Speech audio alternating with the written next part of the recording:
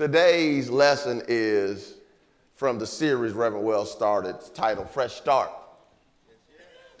And in life, there are times when we need a fresh start. When just doing it the way it's been done, with the people you've been doing it with, where you've been doing it, no longer works. There are times in life where you just need a fresh start. Just discard it and start over. And as Reverend Wells was teaching the first couple of lessons in this series, when we were discussing it, and I realized that, he needed me to cover today's sermon because he's currently out of town taking care of your church's business. I thought about the title, Turning Breakdowns into Blessings. Okay. Turning breakdowns into blessings. See, we're 21 days into a new year. And millions of people went into the new year with ambitions, dreams, goals, and resolutions. Anybody in here? Many people came into the new year with the hope that this year will be different than last year or the years that preceded it. However, for many people, the new year isn't necessarily happening the way they thought it would. Why? Because they encountered some breakdowns. Now, it's interesting as you start to work with this concept called turning breakdowns into blessings, that you understand that anytime you move from where you are to where you want to go, you're going to bump into the resistance of your own energy. I talked about this a few weeks ago on December 31st. But if you remember, I showed a video of the space shuttle launching.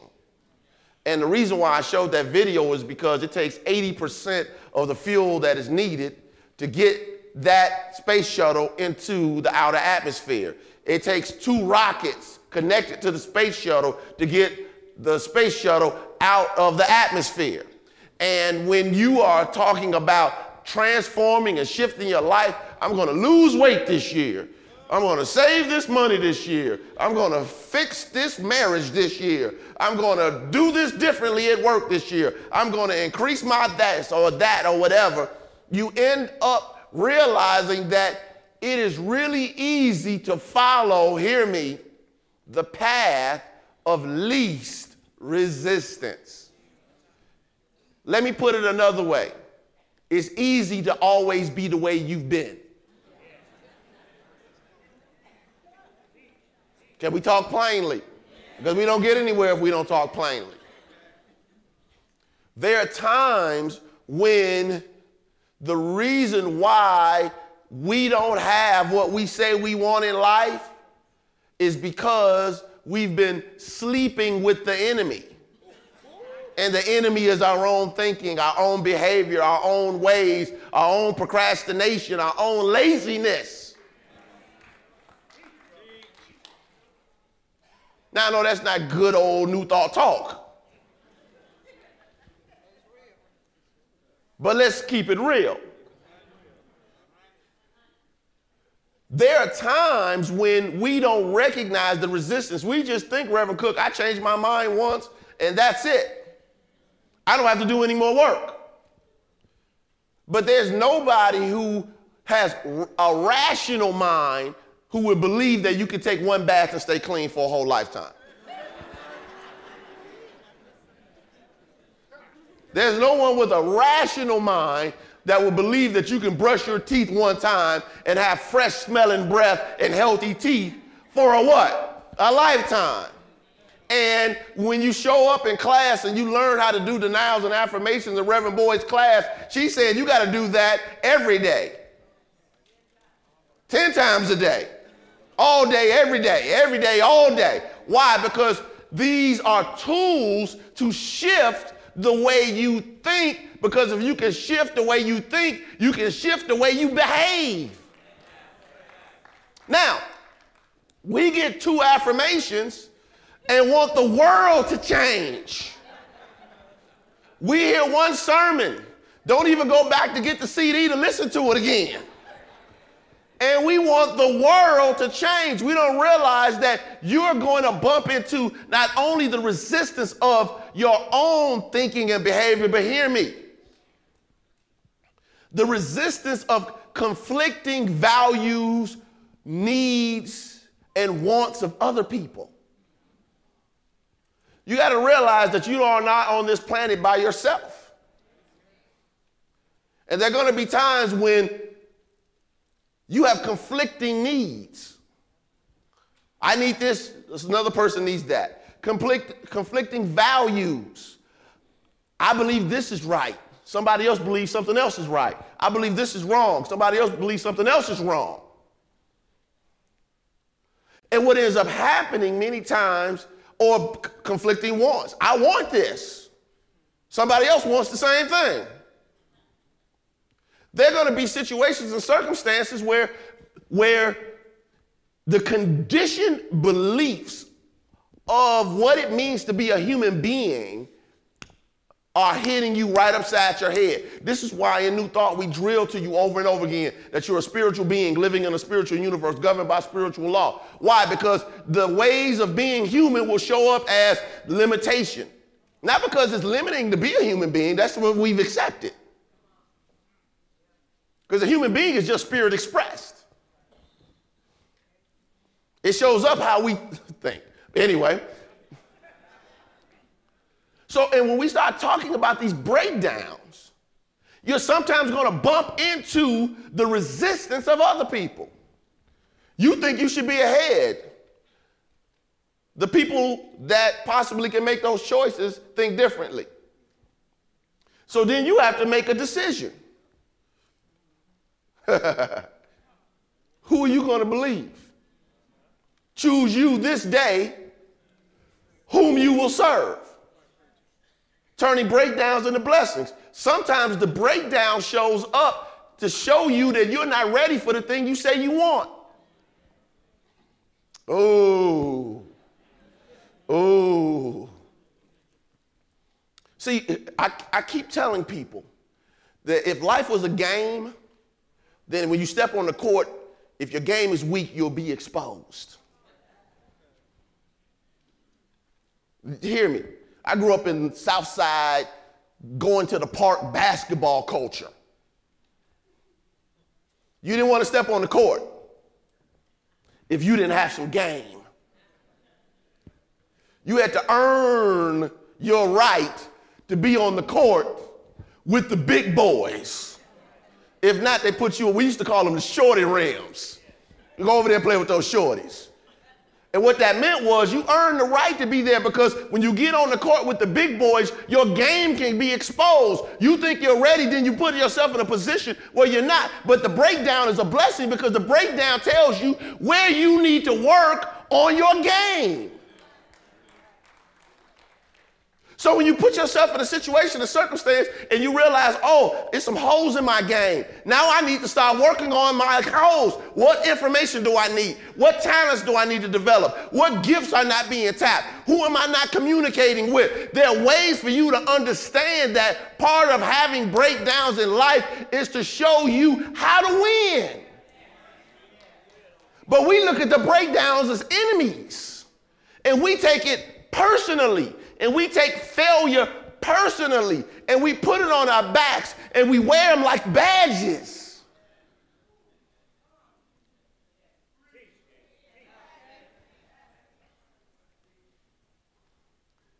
But to think you're going to go through life and not have some breakdowns is foolhardy.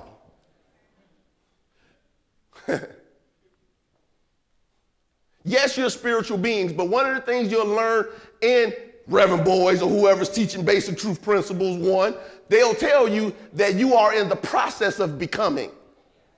You haven't made it in consciousness yet. What does that mean? James Dillard Freeman, who was the director of Silent Unity for years, had a statement in one of his books that I borrowed years ago. And I think it explains the human condition better than anything I've ever read. He wrote that human beings are perfect but not perfected. There's an aspect of you called spirit. I am. Your spiritual identity that's perfect. You can't add anything to it, and you can't take anything away from it. That allows it to be perfect.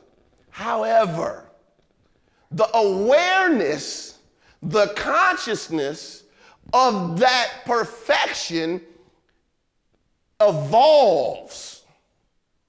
You aren't just showing up, oh yeah, I know I can do all the stuff that Jesus used to do. Because Jesus said, these works I do, you can do, and what? Even greater works than these. But we're not even close to the works, let alone the greater things, because his awareness was so much higher or expanded or developed than where we are today. Are you with me? Yes. So pick up your bulletin. So when you read statements like this 23rd Psalm, why did I select the 23rd Psalm for this sermon? Because this 23rd Psalm tells you in the midst of all of these statements of truth that you're going to work through some things. It says, the Lord is my shepherd. That's an affirmation. I shall not want. That's a denial. He makes me lie down in green pastures. He leads me beside the still waters. He restores my soul. That's an affirmation. He leads me in the right path for his name's sake. That's an affirmation for direction. But here's where it says, interestingly, even though I'm affirming all of this, even though I walk through the darkest valley, or as the old school King James says, the valley of the shadow of death, I will fear no evil. Why? For you are with me. So it doesn't make a difference what the breakdown is. I'm going to walk through some breakdowns, but the first thing I have to make sure that I never allow myself to do is to allow myself to be crippled by fear. When we allow ourselves to be crippled by fear, it will paralyze us into inactivity.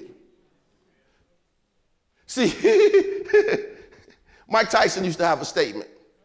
Everybody has a plan until they get hit in the face.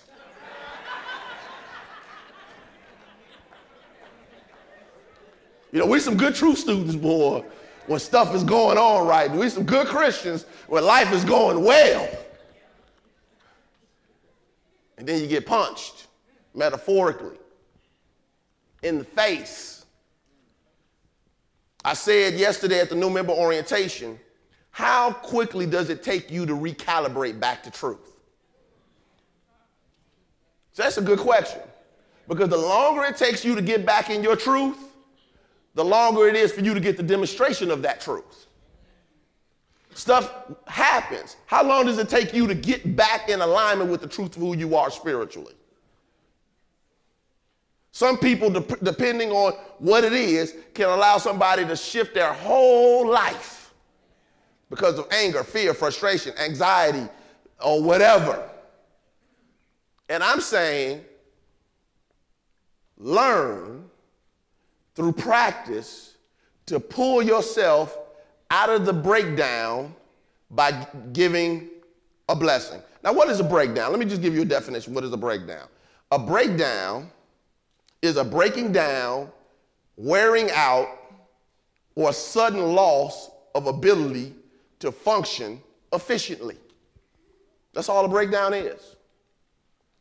Things were rolling the way we thought they should roll, and then something happened.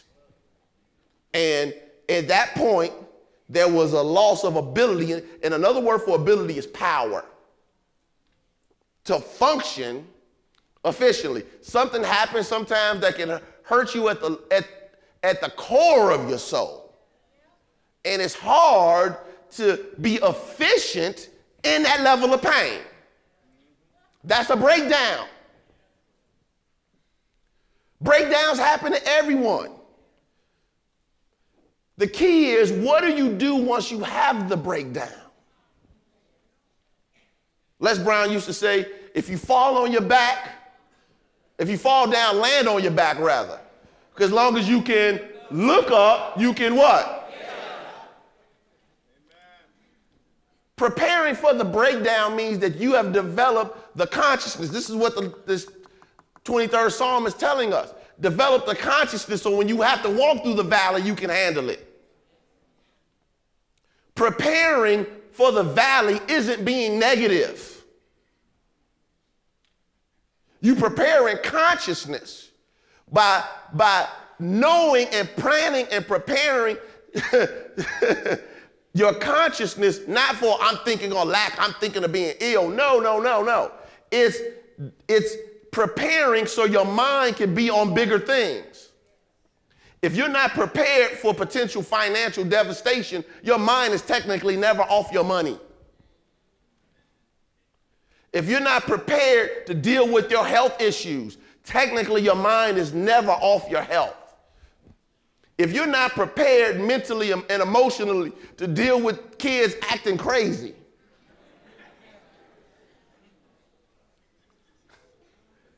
then they're technically never off your mind. Part of preparing for the breakdown is developing the consciousness to where when it happens, you can push through it. Let me tell you how Jesus taught it. Jesus taught it in Matthew chapter 7, verses 24 through 27. This is what Jesus said. He said, everyone then who hears these words of mine and acts on them will be like a wise man who built his house on rock.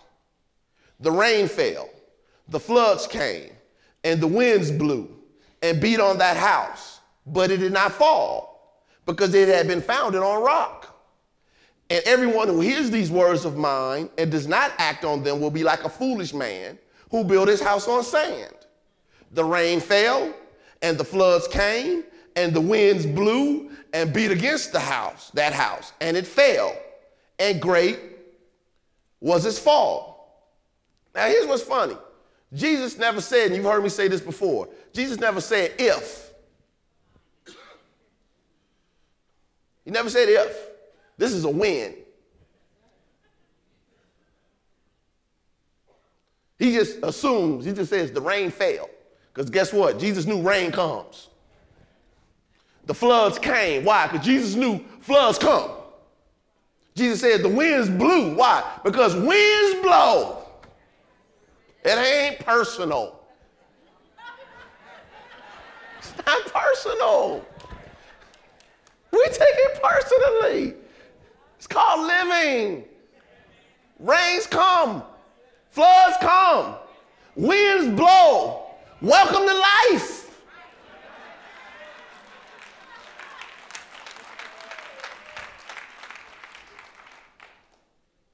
But when you build your house, metaphysically, house means your consciousness, the way you think. But when you build your house, you're thinking on the rock. When the winds come, when the rain comes, when the floods come, you will not fall at the breakdown because you built your life on the rock of truth within you. You hear what I'm saying? What does it mean to bless? Turning it into blessings. To bless means to invoke good, to call forth the action of God, to confer God's good on something or someone. So when you say you want to bless a thing, you are invoking good on it. You are calling forth the action of God. Let me give you another term for the action of God, the Holy Spirit. So when you bless a thing, you're saying, Holy Spirit, move. Now, God is omnipresent. So what does it mean for God to move? That's God in your relative experience, not as an absolute. So when you bless, or when you find yourself in the breakdown, you have to bless. You have to bless the breakdown. I couldn't get it back in the day originally when Reverend Coleman would say, call it good. Call it good. That's the key, because you're going to bump into some things, and if you can't shift your thinking from calling it good, if you can't shift your thinking out of the lack, out of the problem, out of the situation, and start getting into the poor is me, woe is me, you will allow yourself to stay into a situation and circumstance that will not empower you. Now, you're perfectly free to stay in your bondage, but you get the consequences of that position. I'm just saying.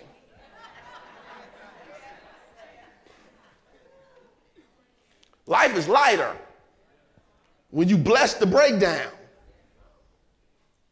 Because when you bless the breakdown, you open doors. It's sort of like walking into a room and it's dark and you don't know what to do. And then when you start to bless, you start to open up lights and you start seeing doors of opportunity that were always there, Monte, but you couldn't see them because you were not turning your light on. The blessing gives you options that you didn't see before. What does blessing do? Another point. Blessings impart the quickening spiritual power that produces growth and increase. It is the power of multiplication. So when you bless a thing, you are saying increase. Don't miss that. When you bless a thing, you're saying increase, expand, multiply. What did Jesus do when they told him, Jesus, we can't feed all these people. We only have 5 loaves and 2 fish. He says he took it, he broke it, and he did what? He blessed it. He did what? He blessed it. When it seems as though that you don't have enough, you might need to take that wallet out of your pocket and bless it. You might have to take that wallet and bless it. You might have to put your hand on your knee. I'm serious. And bless it.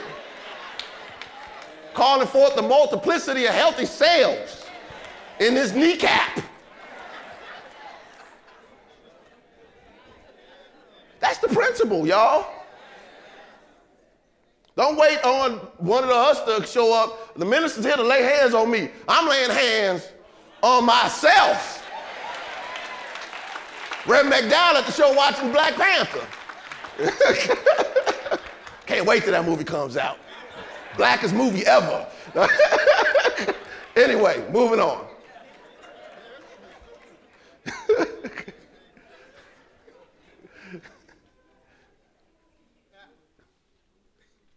Are you willing to test it?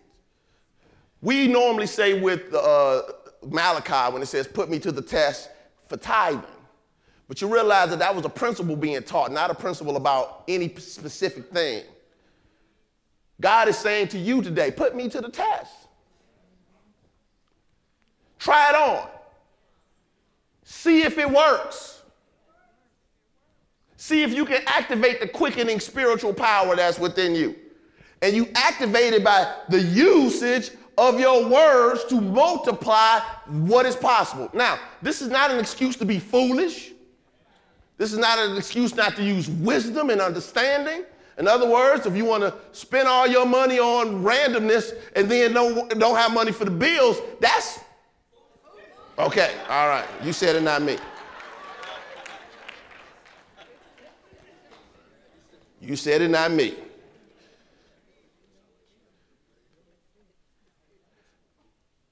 Bless the breakdowns. When they show up, don't lose your composure. When they show up, stand on your truth. It's like the prophet Elisha when he was in the mountains outside of Israel with his servant and the people that were looking for him. And they weren't going to arrest him when they found him. They surrounded the hill they were on. The servant woke up. Prophet, we're surrounded by our enemies. What are we going to do?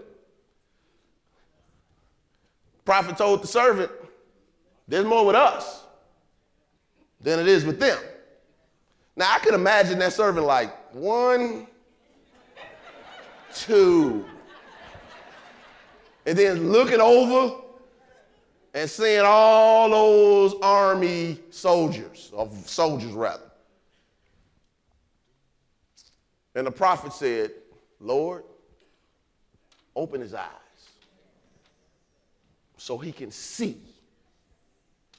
And it says at that point, the servant had visions of horses with fire breathing out of their noses. Horses are symbols of power. You say you have horsepower in your car. You know real horses underneath your hood. It's a symbol of power. Not just power, but power with the purifying energy of fire coming out of the nostrils. Which says when you can stand on your truth, your eyes will be open and you'll see that the omnipotence of God is standing with you. Now, it's one thing to hear from a preacher, but CUT has multiple demonstrations in this church. Many times you're sitting next to someone who has a testimony that you would not believe. So just for a few minutes, I just want to ask a person who I know has a powerful testimony of what she received from this ministry and through taking classes in the Johnny Coleman Institute received, just for a few moments, and then I'll come back and close the show. Is that okay? Yeah. All right. Mrs. Martina Evans Harrison. Did I say? All right.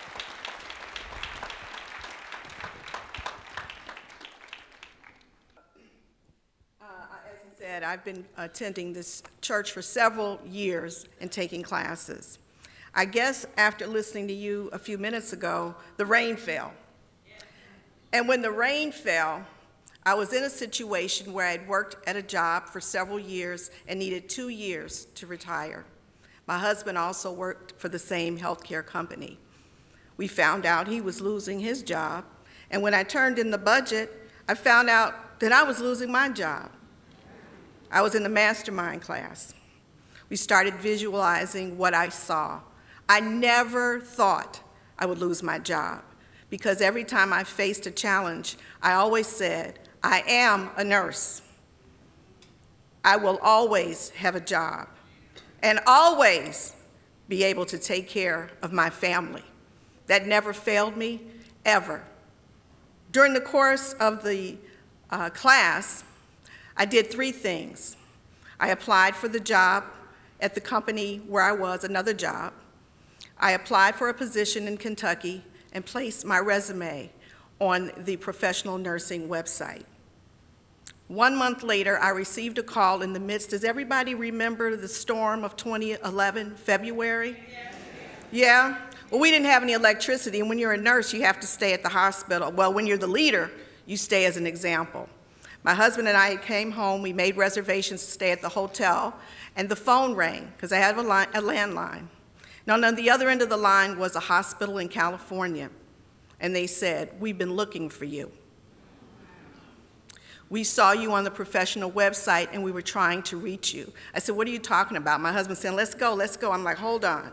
And then they say, on the other line, they said, we're faith-based. I said, faith-based? It's crackly. We believe in the healing ministry of Jesus. That got my attention. I told my husband, hold on. I interviewed for that job. So that's 3 interviews. 1 month later, in February, after February, there was March, I received a call from them. And they said to me, we want to offer you the job. California wanted to offer me the job.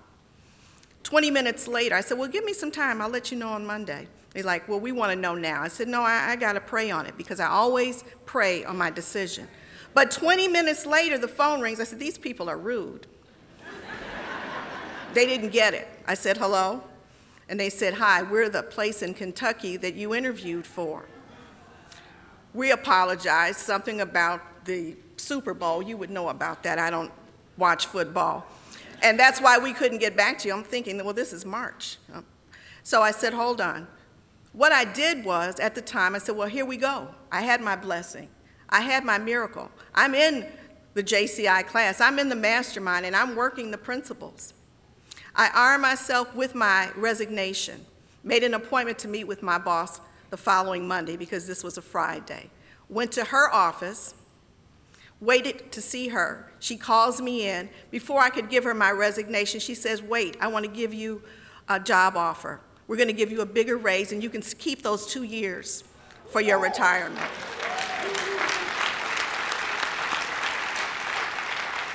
I didn't take that job. I took the job in California, and those of you that are sitting here know me, because one, they were looking for me. Number two, they talked about the healing ministry of Jesus, and I've seen that here.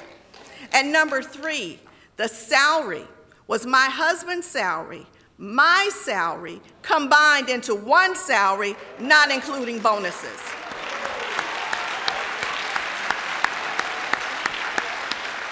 So when I get choked up and I think about it, I know it works if I work it. And I know that it will work for you. And I want to tell you this, Gaylon, I don't know if you looked at the roster, but I didn't finish the class before the breakthrough, and I want my certificate. So I'll be sitting there on Wednesday taking your class again. Thank you. God bless you. Thank you.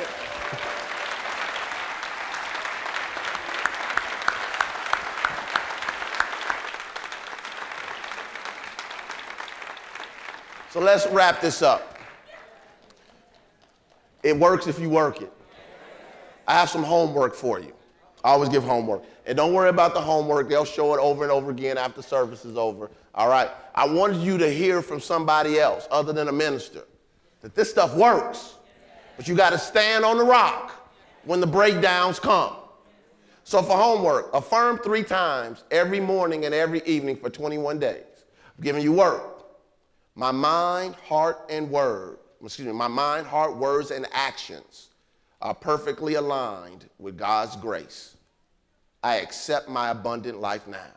Again, my mind, heart, words, and actions are perfectly aligned with God's grace. I accept my abundant life now. What is that doing? That's shifting your mind, thinking, now you're blessing the breakdowns. Second homework, read the first Psalm every morning and the 23rd Psalm every evening for 21 days. Every morning, first Psalm. Every evening, 23rd Psalm for 21 days. The first Psalm will talk about prosperity and blessings. The 23rd Psalm you already know. But it's shifting and creating a consciousness of abundance and preparation. Are we clear? Third homework point, write down a list of what you must accomplish this year and why you must achieve it. Read your list daily for 21 days. Again, write down a list of what you must accomplish this year and why you must achieve it. Read your list daily for 21 days. Now, why is this necessary? If you don't know your why, when the breakdown happens, you'll stop. Any parents in the house? How many times were you dead tired, but when you heard that baby that needed that bottle or that food or that diaper change, you got up and did it? Because the why compelled you to do it. How many people had, you wanted to roll over on that pillow one more time, but you had responsibilities and people that were counting on you to go in and make that income. So even though you wanted to rest, even though you wanted to turn that pillow around to get the cool side of the pillow, you knew that if you didn't get up, somebody would not have what they needed to have. I'm saying today, you got to get connected to your why. Why do you have to have it? Why must you experience it? You have to give yourself the energy, the power, and the strength of your own why. And when you get connected to your why, it doesn't make a difference who shows up, what comes along, or what happens to you. You will stand because you know you have to stand. Get connected with your why and invoke the power of God in your experiences. And so it is. Amen.